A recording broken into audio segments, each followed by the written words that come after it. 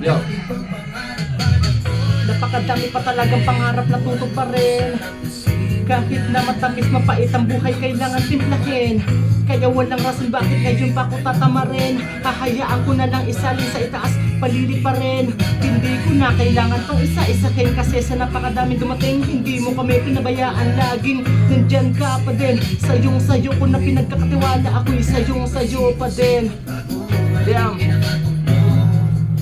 Sa pag-aakala kong madali talaga, yung pala pinakamahirap na parte ang pag-uumpisa. Napakadali lang kung titignan sa pagtitig lang gamit ang mata. Malamang malalaman at mararamdaman kung kaya kapag ginagawa na. Madaming kinakailangan, iba-iba may magkasabing di makakaya, maunang mapanghusga. Na dahil dyan mawalan man ang gana, kahinaan na mas pinapalakas ko na. Naubusan man ako, hindi ako takot magsimula muli sa umpisa. Ang mahalaga humahakbang mabagal man tumatayo sariling mga paa.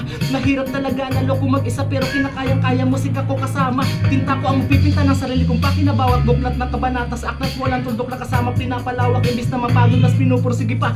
Kahit bumabagyo pa hindi titila, habang bumabaha ng mga letra, patuloy akong papasok sa eskwela. Binubuo mga linya hanggang sa damn. Napakadami pa talagang pangarap na tutok pa rin. Kahit madapa man, nang dahil dyan, natuto na din. Damn. Makalimot.